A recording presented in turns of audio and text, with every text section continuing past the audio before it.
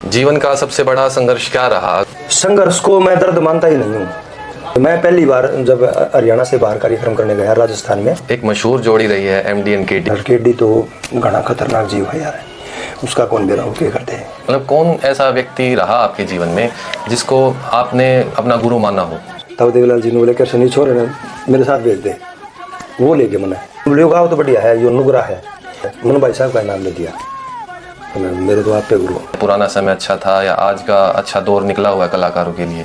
तो मेरे अभी मेरा रूम खड़ा है। कोई ऐसी रागनी हो जो आपने रातों रात तैयार की हो? गन कल्चर का प्रमोशन होना जी एक कलाकार के तौर पे आपको कितना प्रभावित करता है? बोला तो फूक दूंगा, ये तो बेचारे बंदूकें ले रहे हैं। मैं सिंगर नहीं कोई बदमाश हूँ। न बोले भाई तू तेरे पीछे बता के होगा। फिर भाई साहब मैंने मेरा बाप को नहीं पावे। ये बिना बाप का बेटा सुना, बिन माता की छोरी, बिन भूमि जमींदारा सुना, बिन बलन की होरी। मजा आया हर एक बात में। रिक्वेस्ट रहेगी कि कोई और लिखो भाई मेरे जीवन पे। नमस्कार दोस्तों, आपका स्वागत है आज के एक विशेष एपिसोड में, जिसमें हम बात करेंगे हरियाणवी रागनी जगत के मशहूर कलाकार आज़ाद सिंह खांडा खेड़ी जी का और उनके व्यक्तिगत जीवन के साथ साथ कलाकारिता से मिले उनके संघर्ष एवं उनके परिचय को भी समझेंगे और जानेंगे असली आज़ाद सिंह जी कौन है। पहले स्वागत करते हैं आज़ाद सिंह जी का। नमस्कार सर। नमस्कार, बहुत बहुत धन्यवाद संसार सेतु का और मोहित मलिक जी आपका, आपकी पूरी टीम का धन्यवाद करते हैं। हम भी स्वागत करते हैं। तो सर से हम सवाल जवाब का सिलसिला आगे शुरू करते हैं। सर, अगर मैं रागनी जगत के बारे में आपसे बात करूं और शुरुआती जीवन के बारे में बात की जाए जी, तो हरियाणवी रागनी गायक शैली जो है उसकी जो शुरुआत रही वो आपने, अगर आपकी पहली रागनी आपने जो लिखी और जो याद है वो आप उसकी दो पंक्ति अगर हमें सुना पाए तो। इतना पीछे जाना पड़ेगा उसके लिए। पहले जैसे मैंने एक भजन लिखा था शुरू में,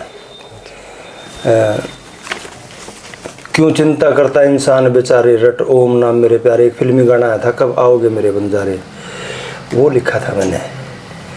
उसके बाद जो मेरे को अच्छा लगा था और मेरा काफ़ी सुना भी था, वो एक भजन मैंने जीवन के ऊपर लिखा था।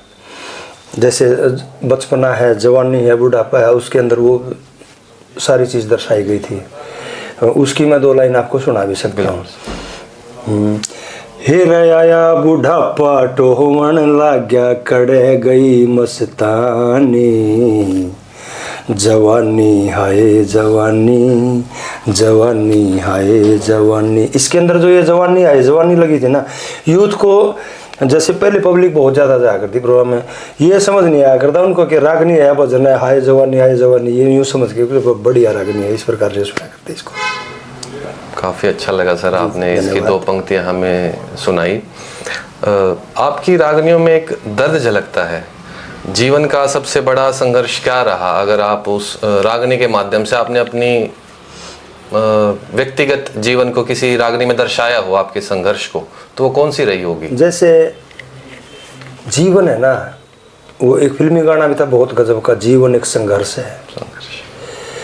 संघर्ष को मैं दर्द मानता ही नहीं हूँ, संघर्ष को मैं तकलीफ नहीं मानता हूँ। संघर्ष के बगैर जीवन सुनना है। मन तो जीवन में आनंद ही आनंद लिया है, चाहे मन कोई भी काम कराया उसी में आनंद को पाया मैंने। मज़ा आया हर एक बात में। और जो गायन शैली की अगर हम बात करें, ये तो मेरा मानना ये है, जो भी संगीत से जुड़ा हुआ बंदा है ना, मेरे ख्याल में उससे ऊपर है भगवान ने देवता ही बनाए होंगे। क्योंकि गायन शैली एक ऐसी चीज़ है जिसका भी थोड़ा मोटा नाम हो गया ना, उसको बाहर बुलाते हैं लोग।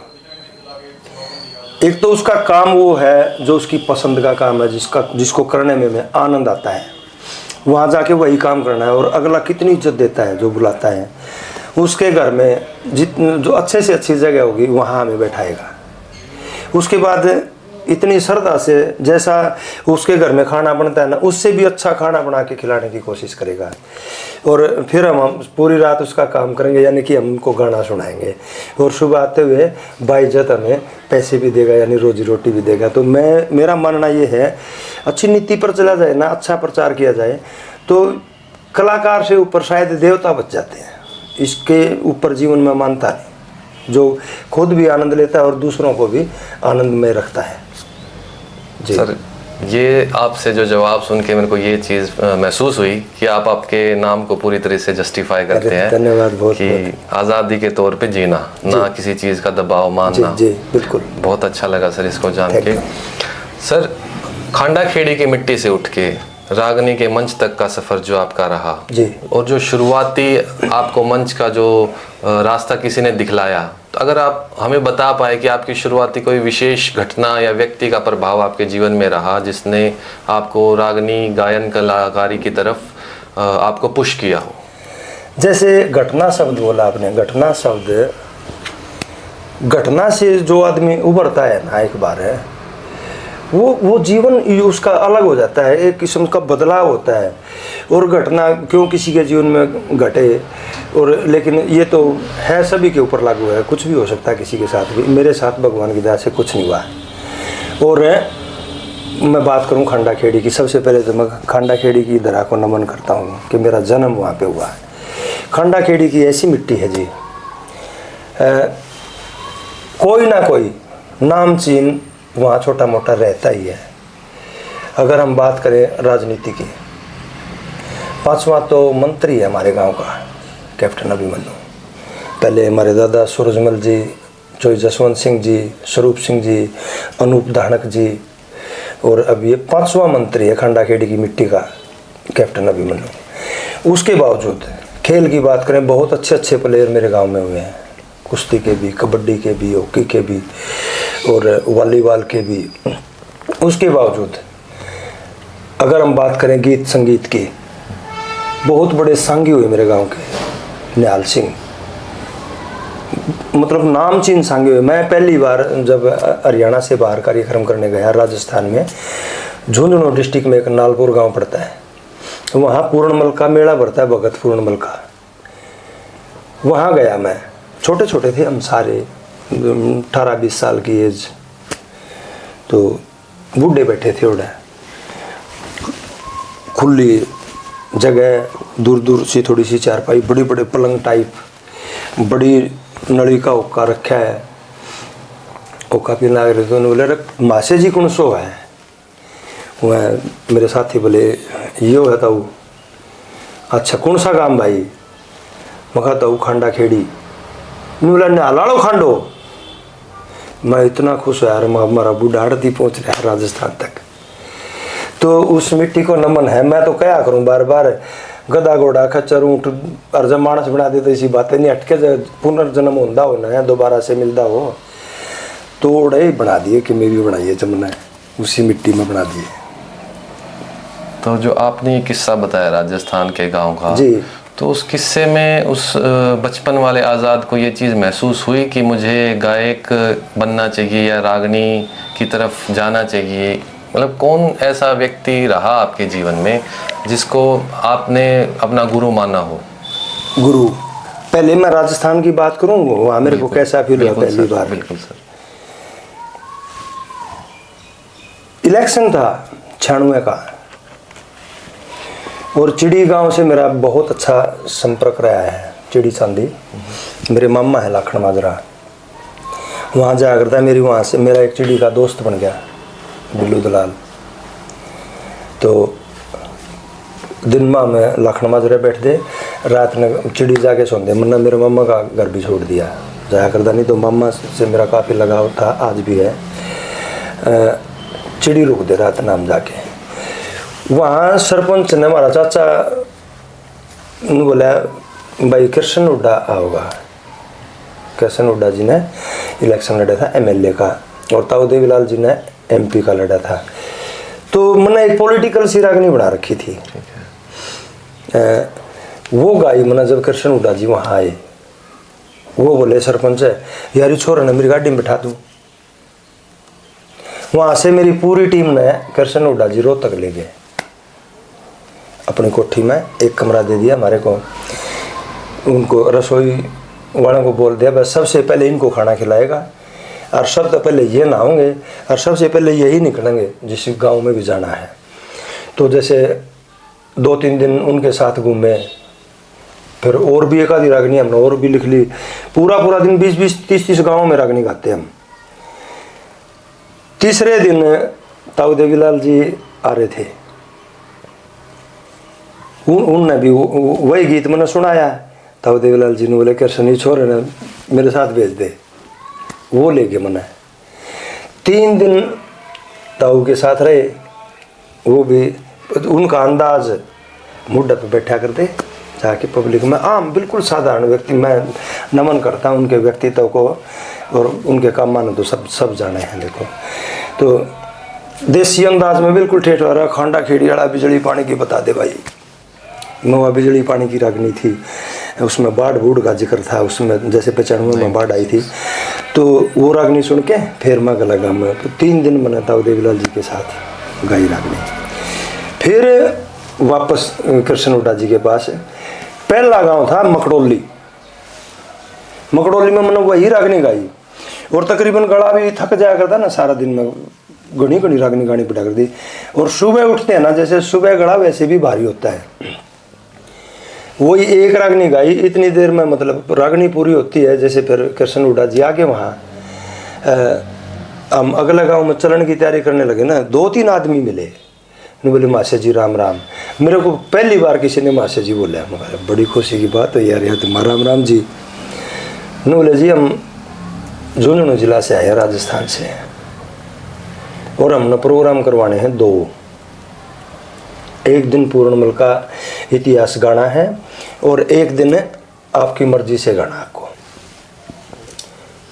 अब राजस्थान के आदमी हरियाणा में कितने पीछे लेके कौन जा रहा जब तक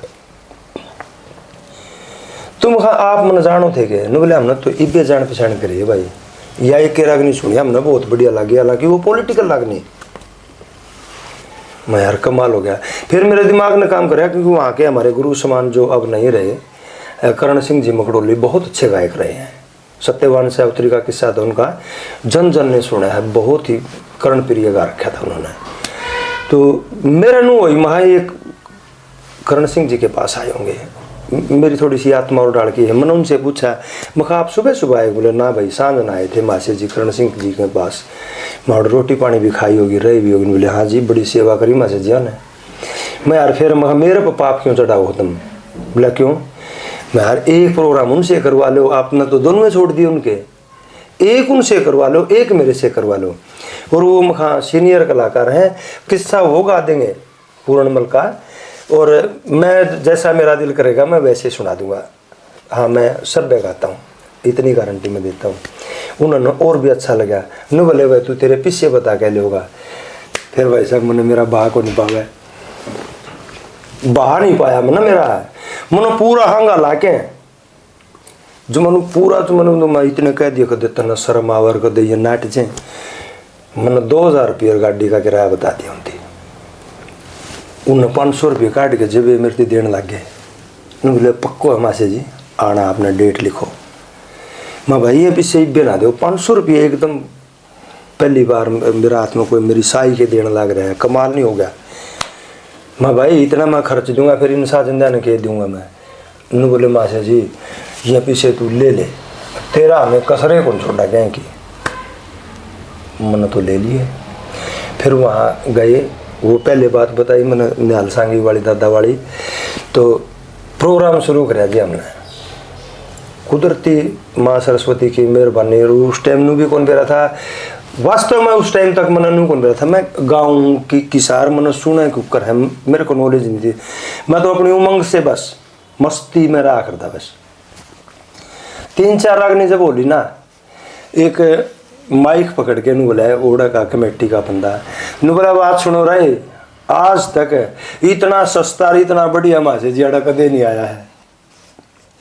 मतलब माइक से बोली उन्हें, मन से बात, और पब्लिक बहुत ज़्यादा थी।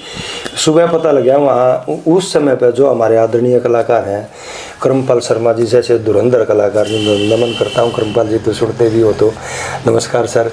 तो कर्मपाल शर्मा जी यहाँ 10-10, 15-15 हज़ार में कार्यक्रम करके गए हैं। कार्यक्रम उन्होंने भी अच्छे किए हैं, लेकिन इतना सस्ता इतना बढ़िया पहली बार आया है। तो और नेक्स्ट टाइम जब मैं वहाँ गया ना, हमारी कमांडर जीप का उस टाइम अच्छा टोरा सा होया करता है, कमांडर जीप लेके जाया करते हम। गाड़ी का आगा आगा के एक गाड़ी और लाके पाछे पाछे बाढ़ कर आदमी नारे लांदे जाओ जो कर नेता के लगा करें आज़ाद खांडा जिंदाबाद। इस प्रकार से राजस्थान की धरती को मन मन करता है, बहुत प्रोग्राम करे मन वहाँ। गुरु की बात आ गई, मननू भी कौन मेरा था, गुरु की महिमा क्या होती है, गुरुओं की अहमियत क्या होती है। तो मैं तो वैसे ही बस सीधा न्यू रागनी गाया करता। पढ़ाई स्कूल में 8वीं क्लास में शुरू कर दिया था हमने। तो जैसे जो गांव में जो हमारे से सीनियर गाने बजाने वाले थे उनमें मैं चला गया, धीरे धीरे मेरी संकोच सा मेरा ख़त्म हो गया। उनमें जैसे जिसको रिहर्सल रियाज अभ्यास बोलते हैं, एक बहुत पुराने रेडियो सिंगर बहुत अच्छे मेरे गांव के रामेर सिंह नागर, अब 80 साल की एज हो रही है उनकी, उनके घर पे बैठ के वहाँ रियाज करा कर दे। तो मेरे बड़े भाई, मेरे बड़े ताऊ के बेटे फौज में थे, वो भी आ गए, वो उनके पुराने साथी थे, मन भी ले गए और उनने तो जाना ही था। जब सारे ने गाली न एक दो गुरु जी ने भी गाली, उन्होंने बोले तू भी सुना भाई साहब को पता ही नहीं था कि यो गाँव है। तो उन्होंने बोले यो भी गाँव है, उन्होंने बोले यो गाँव तो बढ़िया है, यो नुगरा है। मैंने इस नुगरा शब्द का कौन कह रहा है, इसका मतलब क्या है। तो गुरुजी ने बोले नुगरा उसने कहा करें जिसका कोई गुरु ना हो। आज जो जिसकी तेरे दिल में श्रद्धा है ना, जिसको तू मानता है अच्छा, उसका नाम लेके गाना है। मैंने भाई साहब का नाम ले दिया, मेरे तो आप पे गुरु हो। इस प्रकार से गुरु धारण कर रहा है। तो मतलब काफ़ी इंटरेस्टिंग स्टोरी रही है आपकी बैक एंड पे। धन्यवाद। पुराने समय में हम गए हुए हैं, पुराने समय की बातें चल रही हैं। मैं बस आपको उस समय में थोड़ी देर रोक के एक कंपैरिजन पूछना चाहता हूँ। पुरानी कैसेट वाली रागनियाँ और आज के यूट्यूब के जो रागनियाँ चल रही है, यूट्यूब का दौर चला हुआ है, इन दोनों में आपको क्या फ़र्क महसूस होता है? जो पुराने समय में कैसेट आती थी और आजकल यूट्यूब पे चल रहा है रागनियाँ, कोई भी म्यूज़िक है, उन दोनों को अगर हम कंपेयर करें तो आपको क्या फ़र्क महसूस होता है? कुछ क्या आपकी भावनाएं निकलती हैं, पुराना समय अच्छा था या आज का अच्छा दौर निकला हुआ है कलाकारों के लिए? देखिए, दौर की हम अच्छे बुरे की बात करें, समय तो कभी भी बुरा होता ही नहीं है। समय तो समय ही है, वही उसी समय पे सूरज निकलता है, उसी समय पे छिपता है, उसी प्रकार से हवाएं चलती हैं, उसी प्रकार से फसल बाड़ी। और समय तो समय का काम तो चलना है। समय कभी नु दिल में माड़ा टाइम आ गया नहीं, समय हमेशा अच्छा रहता है। अगर हम बात करें पुरानी और नई गायन शैली की, जब सांग थे ना, जिन लोगों ने सांग सुने उनने गढ़वा बेंजू जब आया ना, एकदम से सांग बिल्कुल कम हो गए, बिल्कुल कम। एकदम से यूं मानो जैसे आज के दौर में गढ़वा बेंजू को कम सुना जाता है, बिल्कुल नाम मात्र। इस प्रकार से हो गया था। उन लोगों को सांग में ही मजा आया, गढ़वे में मजा नहीं आया। लेकिन गढ़वे ने जब अपना विस्तार किया ना, जब लोगों को के कानों में ये पड़ा और अच्छा लगा, इससे यूथ जुड़ा, कुछ पुराने लोग भी जुड़े, इसका सर्कल बड़ा हो गया, सांग से बड़ा सर्कल बन गया इसका। मतलब हमने यूँ देखा है, हमारे से पहले तो मनोरंजन के साधन थे, हमारे समय पर तो बहुत आगे थे, सिनेमा वगैरह, टीवी वगैरह, रेडियो वगैरह। उससे पहले तो जो महान कवि हमारे वे नमन है सभी को, जो उन लोगों ने उस समय लोगों का मनोरंजन किया जब बहुत कम साधन थे मनोरंजन के। उसके बावजूद गढ़वा बेंजू जब आता है, सांग बदल के और भी बढ़ गए लोग, श्रोता ज़्यादा बढ़ गए, तो इसने अपना साम्राज्य काफ़ी लंबा गढ़वा बेंजू का, आज भी ये नहीं कह सकते कि गढ़वा बेंजू का राज नहीं, आज भी है। लेकिन उसके बाद जब ये नए कलाकार जब आते हैं अपना नया सांग लेके, अपने कंपोज, अपने लिरिक्स रोजाना के नए और अभ्यास से आई हैं इन्होंने। जैसे हमारे टाइम में किया था, हमने रागनी सुन ली या कोई गाना सुन लिया, उस पर रागनी लिख दी, एक किस्म से हम कॉपी करते थे, खास करके कंपोज की। लेकिन इन लोगों ने तो कमाल ही कर दिया। कंपोज भी खुद की, म्यूजिक भी खुद का और लिरिक्स भी खुद के, तो इनका तो विस्तार और ज़्यादा होना ही था। तो एक किस्म से हरियाणवी को एक नई पहचान इन लोगों ने दी। जैसे 5-7 डिस्ट्रिक्टों में रागनी को अच्छा सुना जाया करता, बाहर बहुत दूर दराज तक रागनी का विस्तार नहीं था। या कोई ठेठ हमारे लोग ही तो वो तो चाहे दूसरे देश में बैठे हैं, उनका सूद सद गया तो उन्हें तो सुनना जिसका रागनी समझ में। लेकिन मेरा कहना और मानना मेरा ये है, ज़्यादातर समझ में नहीं आया करती रागनी, जैसे आज के बच्चों को नहीं आ रही अब तक। लेकिन अब जैसे रिमिक्स करके रागनियों को चलाने लगे, प्रचलन आ गया, इवन नए बच्चा का भी समझ में आवे हैं धीरे धीरे। अब स्टूडियो में जो काम करते हैं या बड़े बड़े चैनलों पे जो काम करते हैं, वो लोग भी उस तरफ जा रहे हैं कि उसी शैली में रागनी होनी चाहिए। उसके साथ में नया कॉम्बिनेशन जैसे रैप वगैरह हो गया बीच में, या कुछ और अपनी नई लाइन कुछ जोड़ दी, लेकिन रागनी को चाह रहे हैं दोबारा से। ये पुराने और नए का फ़र्क है। ये सिर्फ जैसे प्रकृति का नियम है बदलाव, ये सिर्फ बदलाव है। लेकिन इन कलाकारों को मैं बार बार बधाई देता हूँ, कई बार दे चुका हूँ, और इन पर मैं बड़ा गर्व फील करता हूँ कि इन लोगों ने आज हरियाणवी को, जो भी जहाँ जहाँ हिंदी भाषा को समझा जाता है ना, वहाँ वहाँ रागनी का प्रचलन पूरे भारत में मान लो आज आप हरियाणवी लोकगीत का। जी तो सर, जो नए कलाकार आ रहे हैं, हमने जो बात की कि रागनी का प्रचलन वापस से हो रहा है, चाहे रिमिक्स के तौर पे हो, चाहे रैप के तौर पे हो, साथ के साथ उसका मैं एक एस्पेक्ट की बात करूं, वो है आर्थिक स्थिति।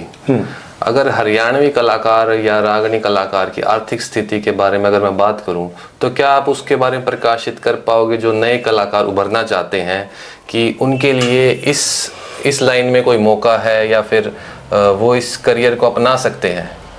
एक तो सर, एक तो हो गया पैशन, उनका भाई शौक है, या उनके अंदर वो कलाकारिता का वो एक, उनको सरस्वती माँ का वरदान है। साथ के साथ अगर वो इस चीज़ को कंपेयर करें कि हम अपना इकोनॉमिकली लाइफ भी सर्वाइव कर पाएंगे, तो अगर आप नए कलाकारों को कुछ बता पाएँ कि भाई इस फील्ड में आप अपने पैशन के साथ इसको प्रोफेशन में भी कन्वर्ट कर सकते हैं। जैसे मैं बात करूं, जो आपने सवाल किया है, आज का जो समय है ना, पहले से आसान है। फ़ोन तो सबके पास है।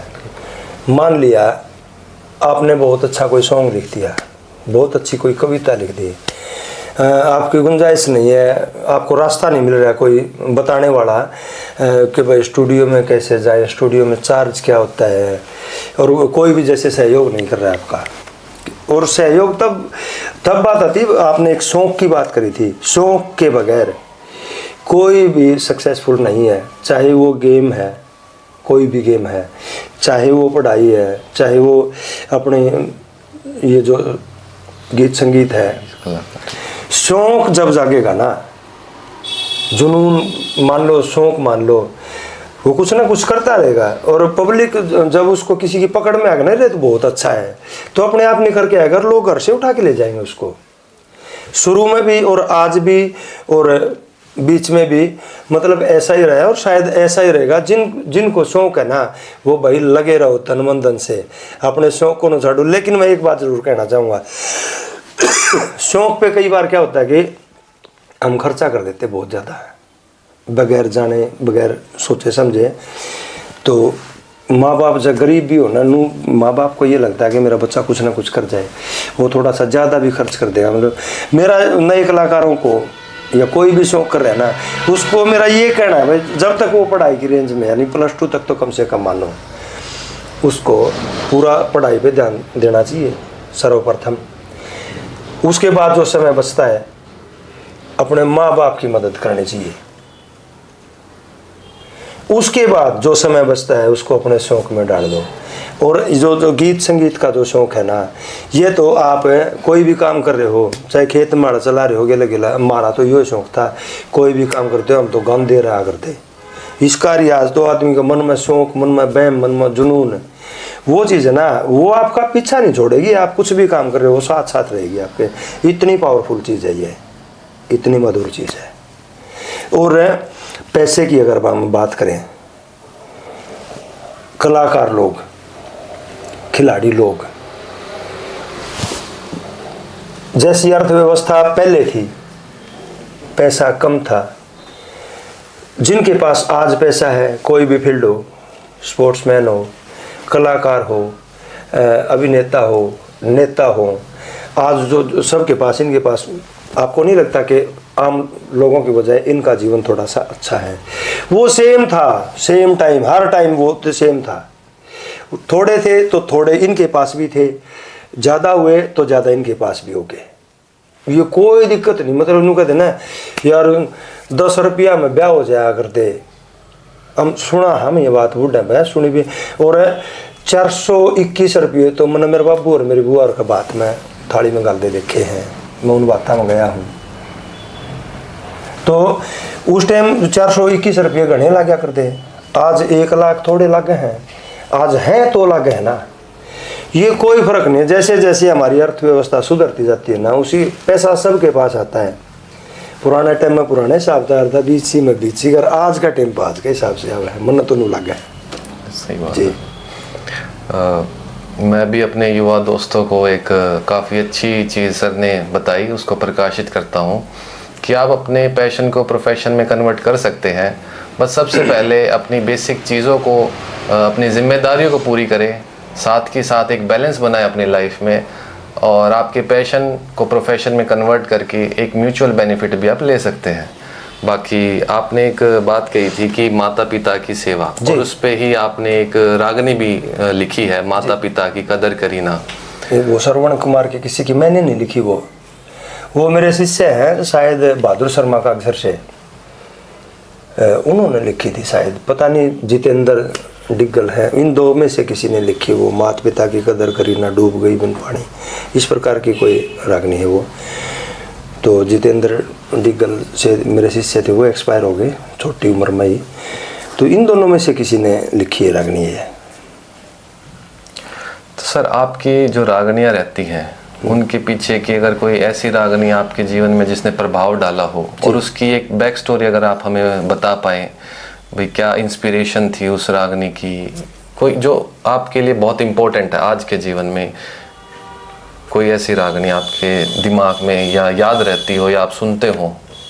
गीत, रागनी, भजन जितने भी ये है ना, ये कुछ ना कुछ तो हमें सिखाती है, जिससे हम प्रभावित होते हैं। तो मेरे को विशेष कुछ नहीं लगता, कि मेरे को तो अच्छा किसी पहलू पे किसी भी कवि ने कुछ लिख रखा है ना, वो प्रभावित करेगा। जैसे मैं बात करूं पंडित मांगेराम जियों की, उनका एक सांग है ध्रुव भगत। जो ध्रुव भगत के जो पिताजी होते हैं राजा उत्तानपाद, उनमें उन्होंने पति पत्नी के प्रति लिखा है, काफ़ी उसमें गृहस्थी जीवन काफ़ी आता है।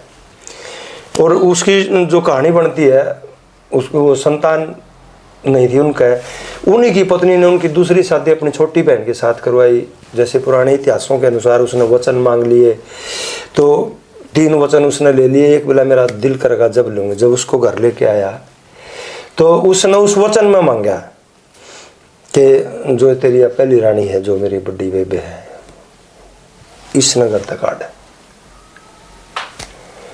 तो जब राजा आदेश देता है ना, पहले तो नू कहा मत नाटू था, मेरी शादी ना करवाओ दूसरी, मत ना ब्याह करवाओ, रानी हासी हो जाएगी, शोक दूसरी आगी तो तू दासी हो जाएगी।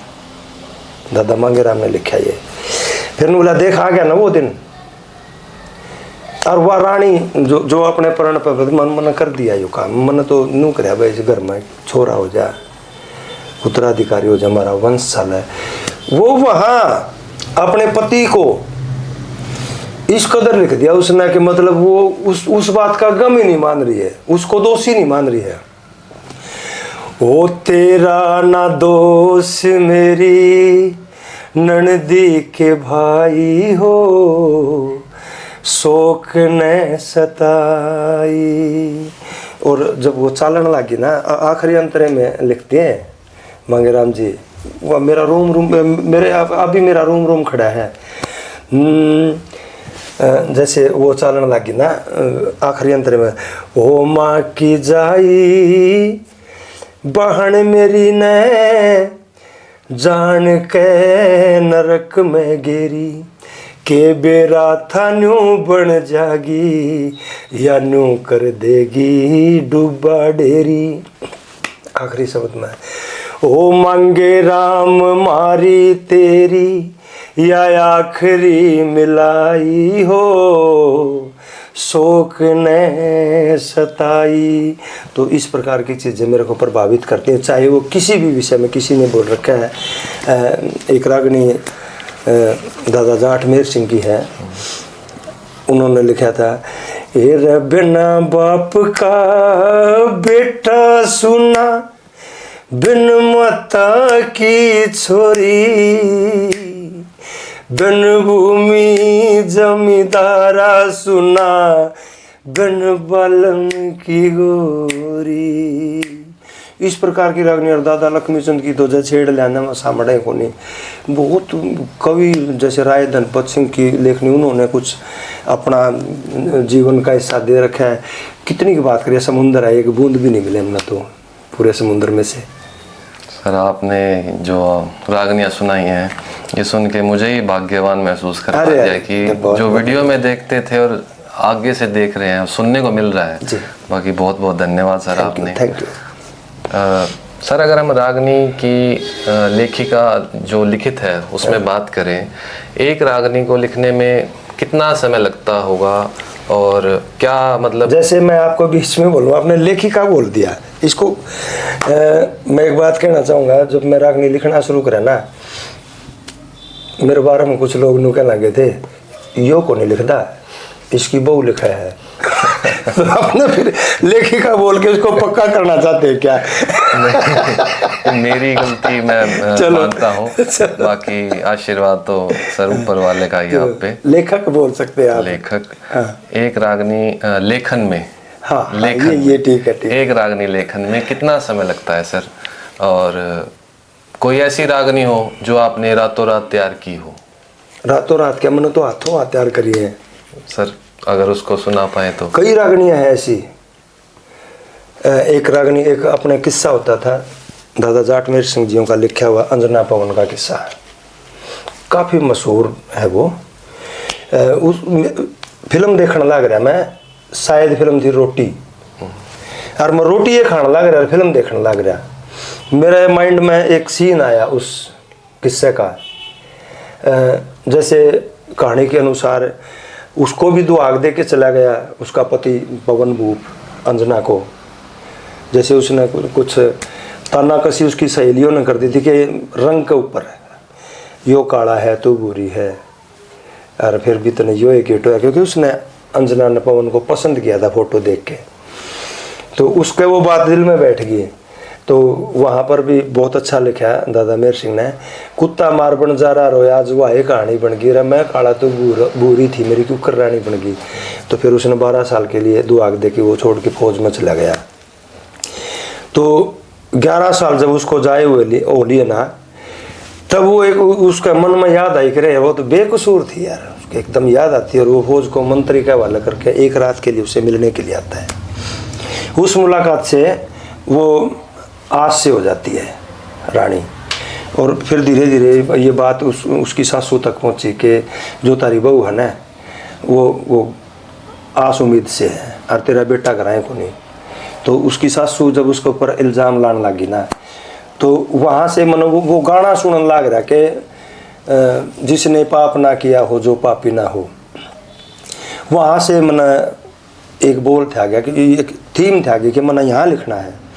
तो वो अपनी सासू को बताती है, हेरी मेरी आत्मा साफ कति मत तो मंद लावे सासुरी, मन पाप में न घेरे मैं पापन ना सूरी। ये रागनी आप यकीन मानो 10 मिनट के अंदर अंदर तैयार होगी। और ये हमारी जो गायिका हुआ करती ना पहले, पासी नैयर ने बहुत गाया इस रागनी को, और भी कई कलाकारों ने इसको काफ़ी गाया है। और कई रागनियाँ ऐसी हैं जो जितना रागनी का मीटर होता है ना, जितनी टाइमिंग होती है उसकी, जितने टाइम में गाई जाती रागनी, उतने ही टाइम में रागनी पूरी बन के तैयार होगी। जा बंदड़ी वाली अपनी एक रागनी है। मैं जुलाना से नारनौंद से जुलाना एक बस चला कर दी, और मैं मेरे मामा का जाना तो जुलाना तक उस बस में बैठ के जाया करता। मैं उस बस में बैठा रहे, धर्मवीर फिल्म का गाना चलन लग रहा है, ओ मेरी महबूबा, वो गाना चलेगा, मन जुलाना तक रागनी लिख दी, तू जा बंदड़ी वाली पूरी मन में याद कर ली पूरी। लाखन माजरा जांदे एक दुकान पर बैठा कर दिया, वो जांदे लिख दी कागज पे। काफ़ी रागनियाँ ऐसी हैं जो मतलब अपने ही टाइम में पूरी होती हैं, आज भी पूरा होता है। तो गायन शैली के साथ साथ सर का नज़रिया भी काफ़ी तारीफ़ काबिल है कि आसपास के हो रहे ताने बाने को गीत के शब्दों में पिरोना भी एक कला है जो सर बेखूबी जानते हैं। बाकी आगे सवाल जारी रखते हैं सर। कोई ऐसी रागनी जो लिख के आपको काफ़ी संतुष्टि महसूस हुई हो, कोई एक रागनी ऐसी जो आपको लगा हो कि मैंने एक सामाजिक बुराई को या किसी चीज़ को मैंने टारगेट करके और लोगों को एक संदेश दिया है जो मेरे को संतुष्टि दे रही है आज के दिन में? एक बाप का आज तो एक के बेटा है, पहले 8-8, 9-9, 10-10 वो है, 5-5, 4-4 माँ बाप ने सारे बराबर लगा करते हैं, उनमें फ़र्क माँ बाप नहीं निकाल सकता। लेकिन हम अगर हम बात करें संदेश की या कुछ और की, मैंने पीछे सी 2-3 साल पहले एक भजन लिखा था हमारी पूरी जीवन शैली पर, जो हमारी है, हमारी सबकी, जो क्योंकि हम हरियाणा कृषि पर, भारत ही कृषि प्रधान देश है, लेकिन हरियाणा तो अव्वल है फिर भी। तो इसके ऊपर जैसे दादा पोता घरा है, दादा 95 साल का और है, उसका पड़पोता 10-12 साल का, 8-7 साल का, आज का जीवन उसका पड़दादा देखा है कि भाई इसका जीवन कैसा है, क्योंकि वो तो दिन में को 10 तो टी शर्ट बदल ले, बूढ़ा ना 1-2 3 6 महीने काटे हुए, साल भर महंगे कपड़े पहन के गांव के मीणे करा कर दे। आज का जीवन में मौज में जीण लग रहा है, बूढ़ा बढ़िया धोती कुर्ता खिंडका और अच्छा मुड्ढा पर टांग धर कर नौका पिला रहा, उसका ऊपर पोता खेला, उसने देख उसकी आँखें में पानी आ रहा है, और वो बालक बूढ़ा का नहीं लखाया, बोला अरे दादू आपकी आंखों में आंसू, बोला रहा आंसू को नहीं बेटा, खुशी का पानी आ रहा है। बोला दादू खुशी किस बात की है?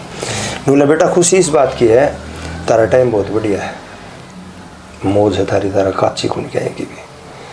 और बालक दादा अरे दादू आपका समय कैसा था, आपका टाइम कैसा था? बूढ़ा का 2 असली आंसू आ गए मेरी कहानी के मुताबिक। बोला दादू 2 आंसू आ गए। बोला बेटा इसका दर्द होया। दादू दर्द किस बात का? बोला तने मेरा टाइम याद दिला दिया। दादू कैसा टाइम था आपका? बोला ना पूछा है, क्यों याद दिवा हुआ हट के? फिर नहीं दादू प्लीज़ बताओ ना। और आजकल के बालक प्लीज़ इस तरीका तक है, बाबू की गोद खाली करवा नहीं चाहते मैं, इतने मीठे बोल के प्लीज़ क्यों है। और प्लीज़ ने समझा पड़ता दादा भी उसका। बोला सुन दे, किसा टाइम बिताया रे मेरी, सुन ले आज कहानी, खेती बाड़ी काम बाप का, खेती बाड़ी काम बाप का, करता दिन और रात कमाई, 2 थे बलद मारे ठाडे ठाडे, पालन खातर पेट कसाई, मेरे दादा की रचोदर घर में, दादी सबकी करे सुनाई, कई गऊ हम रखा करते, खाया करते दूध मलाई, मैं यहाँ पाली लाया रे मेरी, सुन ले आज कहानी। उस समय से लेके आज के समय तक की बात करी मैंने उस भजन में, मन यूँ लगा कि मैंने कुछ ना कुछ अलग करा है जी। काफ़ी मतलब आज की सच्चाई को आपने अच्छे से दर्शाया उस रागनी में। कई बार हम भी ये चीज़ महसूस करते हैं कि पुराना समय क्या रहा होगा और आज हमें इतनी प्रिविलेजेस मिली हुई है। अगर मैं गीत सुनाने लगूँ तो कम से कम भी आधे घंटे में पूरा इतना लंबा गीत है। और आगे चलिए आप ये सुनने को मिलेगा जल्दी पब्लिक को।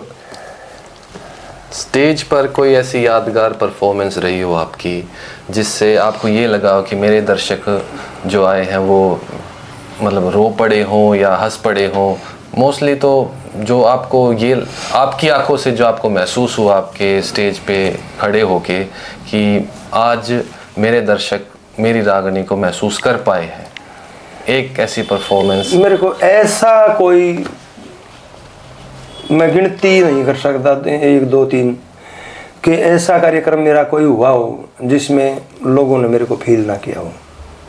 बीच में गला खराब हो गया था उस टाइम, तो देखो लोगों ने मान सम्मान दिया, लेकिन मैं यूँ समझता था कि मेरे को मज़ा नहीं आ रहा था। जब मेरे को मज़ा नहीं आ रहा तो मैं दूंगा कैसे इनको।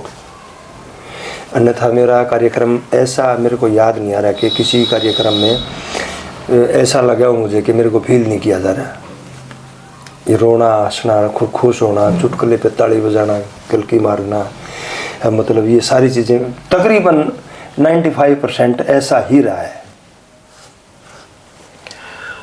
सर, ये जो आजकल के दौर की बात अगर मैं करूं, जो आजकल के कलाकारों का दौर चला हुआ है, जिसमें एक मुद्दा ये उठता है कि कल्चरल कंट्रोवर्सी जो होती है जी, कल्चरल कंट्रोवर्सी के साथ साथ गन कल्चर का प्रमोशन होना जी, एक कलाकार के तौर पे आपको कितना प्रभावित करता है कि आजकल के युवाएं जो आइडल मानते हैं, जिसको सुनते हैं अपने 24 घंटे में 2-3 घंटे, और उसमें भी कलाकार अगर हमें वो चीज़ का संदेश दे रहे हैं तो वो चीज़ आपको कितना प्रभावित मतलब महसूस करवाती है कि अगर हम गन कल्चर की बात करें कुछ ज़्यादा हो गया, अन्यथा तरीके से पहले भी लोगों ने यूज किया इसको।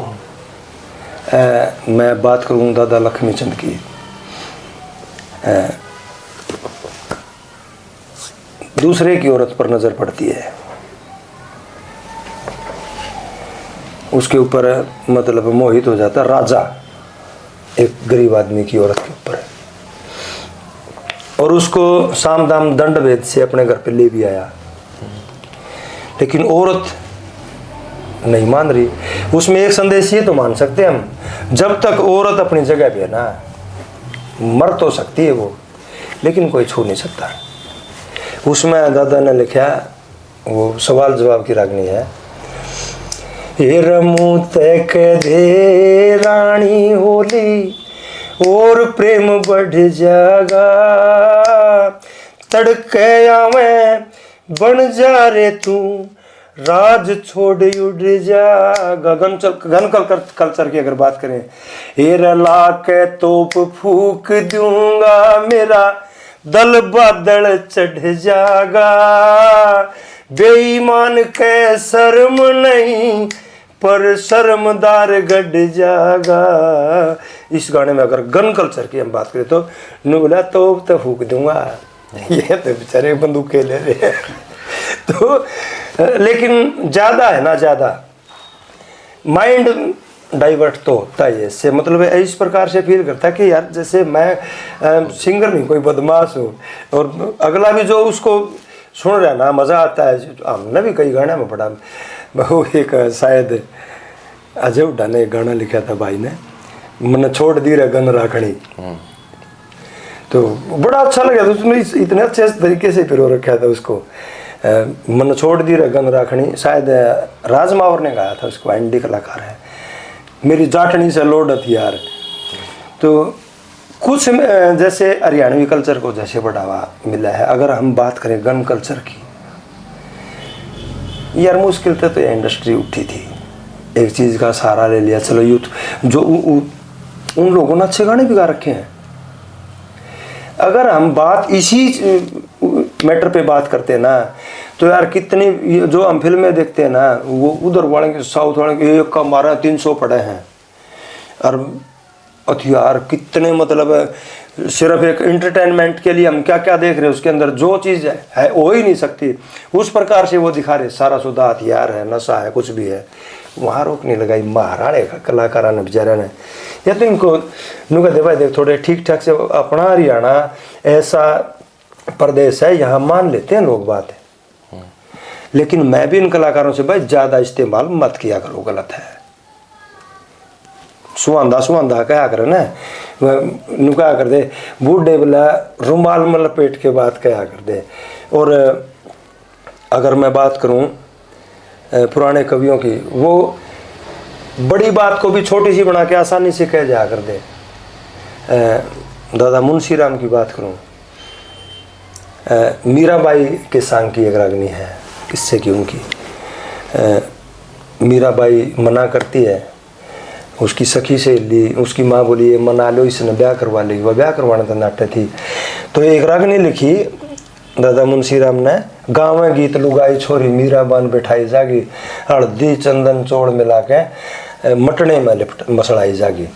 उसमें आखिरी में जो अंतरा लिखा ना, ए जब पीहर में बालम आवे देख के मीरा राजी होगी, शतरंज चौपड़ पासे बिछ जा हार जीत की बाजी होगी, यानी उम्र की नई नवेली आधे अंग की साजी होगी, मुंशी राम तेरी जांडलिया में त्यार रागनी ताजी होगी, बैठक बंगले चौबारे में न्यारी सेज बिछाई जागी, किते सोपे और बिसाड़े में तेरी मोसी नरम कलाई जागी।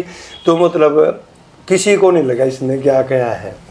आजकल क्या तरीका तो लिखना यार बहुत गंदा बोला है जो, तो उन लोगों के तरीके हमने धारण करने चाहिए थोड़ा सा।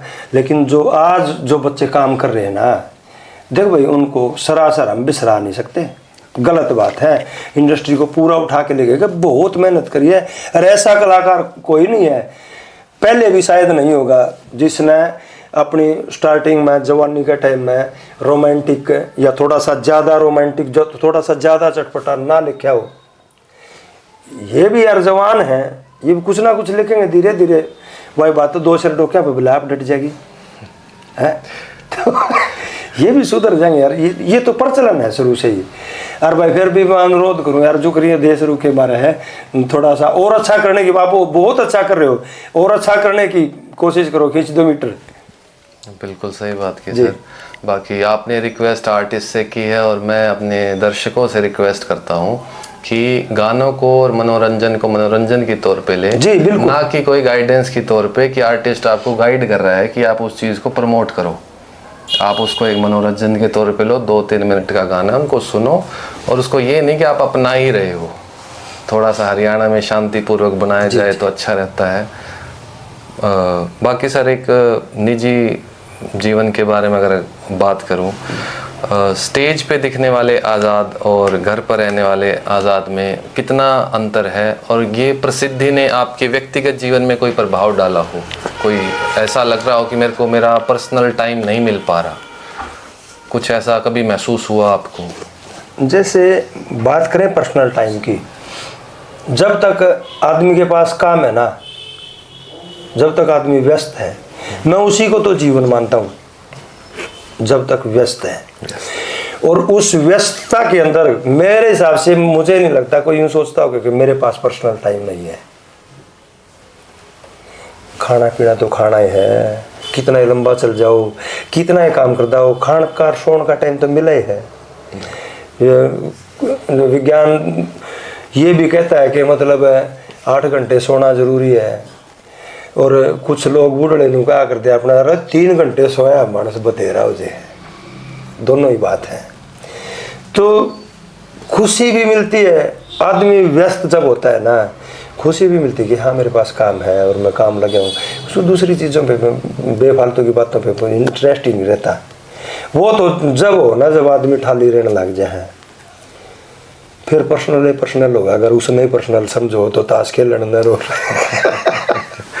नहीं सर, बाकी उस सवाल का जवाब मैं ही दे देता हूं दर्शकों को कि स्क्रीन पे जो आज़ाद सिंह जी दिखते हैं और जो हकीकत में आज़ाद सिंह हैं, वो दोनों एक जैसे ही हैं, उनमें कोई ऐसा डिफरेंस है नहीं। बहुत। आपके जो साथी कलाकार हैं उनके बारे में कुछ सवाल हैं सर। एक मशहूर जोड़ी रही है MD एंड KD, आपके संबंध भी अच्छे रहे हैं उनके साथ। आज के समय में दोनों कलाकारों से आपकी कितनी बातचीत होती है, और अगर आप मेरी एक पर्सनल रिक्वेस्ट पे अगर आप किसी भी कलाकार को फ़ोन करके एक बस हाल चाल ही पूछ पाए तो काफ़ी ऐसा महसूस होगा कि सर ने हमारे लिए कुछ किया है, दर्शकों के लिए कुछ देखो किया है। कलाकार एक तो जितने भी कलाकार हैं ना, मेरे सबके साथ एंडी बोल बतला है जमा, किसी से भी मतलब मेरी तो कदे बिगड़ विद्या हुई है को नहीं। दूसरी एमडी केडी की अगर बात करें तो बहुत बढ़िया कलाकार है। केडी तो घना खतरनाक जीव है यार, उसका कौन बेरा हो के करते हैं उसको, तो जादूगर नहीं आकर जादूगर। कलम के बारे में अगर बात करा हम, देखो पहले जो कवि थे उनको तो नमन है, उनका तो जिक्र है को नहीं। केडी के बाद के जितने भी कलाकार मेरे ख्याल में इससे बड़ा जादूगर कोई है को नहीं, अब तक तो मन लगता को नहीं। अच्छा लिखते हैं काफ़ी लड़के, बहुत अच्छा लिखते हैं, गजब दिल को छू लेते हैं, लेकिन यो है ना इसका कौन बेरा यार क्यों कर दे।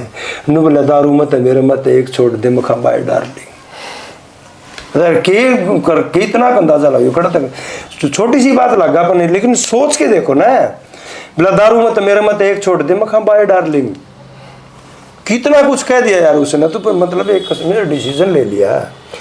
और कितनी मतलब उसकी जमींदार वर्षित सरकार ये जो कहते नहीं नू आजकल के नू बोलते एक बार सुन के देखो, फौजिया का तंबू, और भी कितने अगर ढूंढ के देखोगे ना केडी के गाने, जिस टाइप से इसकी रैप की इसकी जो राइमिंग होती है ना, सैल्यूट है बंदे को, बहुत गजब का छोरा है। रही बात फोन फान करने की, के बेरा फोन उसका आप भी आज का के बेरा मैं करूँ तो मेरा भी ना ठावे, मतलब के बेरा की तो व्यस्त हूँ, दिन का समय है। तो काफ़ी वर्सेटाइल आर्टिस्ट जैसे कहते हैं वही हैं, हम तो बस आपसे नहीं जानना चाहते थे भी अच्छा, लेकिन भाई वो उसकी क्वालिटी थोड़ी सी अलग है सबसे। अगर मैं सर आपसे बात करूं, आपका काफ़ी विस्तार पूर्वक जीवन रहा है, और अगर उसको किसी एक रागनी में आपको पिरोना हो, किसी एक पहलू को, या पूरा आपके जीवन को किसी एक रागनी में पिरोना हो, तो वो आपकी कौन सी रागनी रहेगी, या कोई भी किसी कलाकार की रागनी जो आपके जीवन को एक शीशे के तौर पे दिखा पा रही है? यार वो मेरा काम थोड़ा ही है, वो तो कोई और करो भाई मेरे लिए।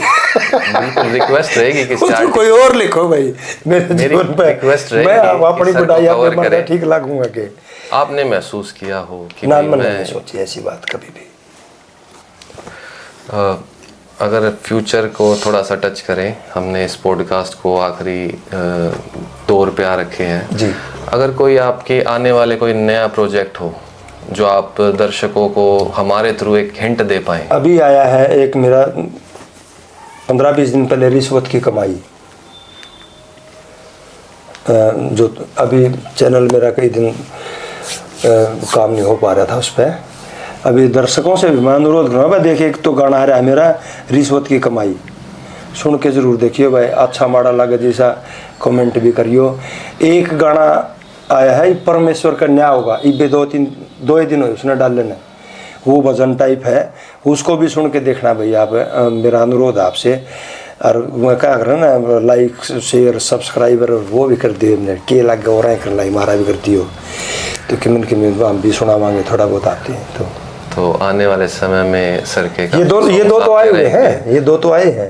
अब आपको महीने में 3 गाने तो अपने मिलेंगे। आपने जैसा आप रिस्पॉन्स दोगे, आप प्यार दोगे, सर का भी प्यार बरकरार रहेगा इस फील्ड में। बाकी अगर मैं सर आपसे पूछूं, अगर असल आज़ाद कौन है?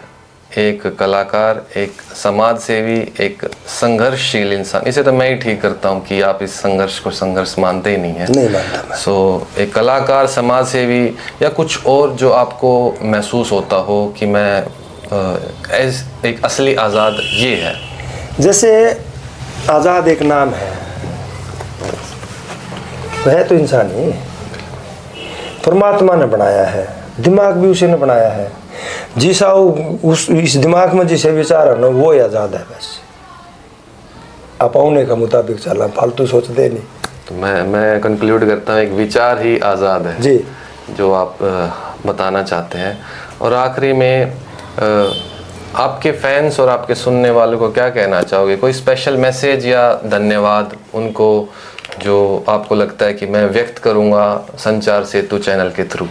कोई एक सिंगल मैसेज हो। भाई जो बच्चे हैं वो तो पढ़ाई पर ध्यान दो पूरा, और गाने भी सुनो भाई, रागनी भी सुनो, सारा सौदा सुनो। इंटरटेनमेंट के लिए ज़रूरी है, दिमाग ने जितना राजी रखोगे ना उतना ही बढ़िया काम कर पाओगे। और भाई जो काम करने के हो रहे हैं वो अपना काम न सीधी नीति करा करो। और जो बुजुर्ग हैं उनकी सारे इलाके हैं, जवान भी और बालक भी, उनकी सेवा करा करो। माँ बाप तो बड़ा भगवान कोई नहीं है, घर तो बड़ा मंदिर कहीं नहीं है। अपना अपना काम में ध्यान रखो, मौज लो, रोज लो, नहीं मिले तो खोज लो, सारे को भैया बात। धन्यवाद सभी का। धन्यवाद सर। बाकी लास्ट में यही है, विचार ही आज़ाद है और संघर्ष को जीवन का एक हिस्सा मानो, उसको बोझ मत मानो। बिल्कुल। और अपना जीवन, अपनी जिम्मेदारी, अपने धर्म निभाते हुए चलो। पैशन, प्रोफेशन, सारी चीज़ें फॉलो होती हैं। ये नहीं है कि एक दौर आया तो वो आपके ऊपर हावी हो जाए। दौर आता है, जाता है। आप अपने आप को जितना विचारों में आज़ाद रखोगे, खुले रखोगे, आप उतना ही इस जीवन को अच्छे से जी पाओगे। जीवन जीना है, काटना नहीं है जी, जो मैंने महसूस किया सर से इतनी देर बात करके। बाकी बहुत बहुत धन्यवाद सर, आप इंस्पिरेशन बने हमारे लिए। Thank you.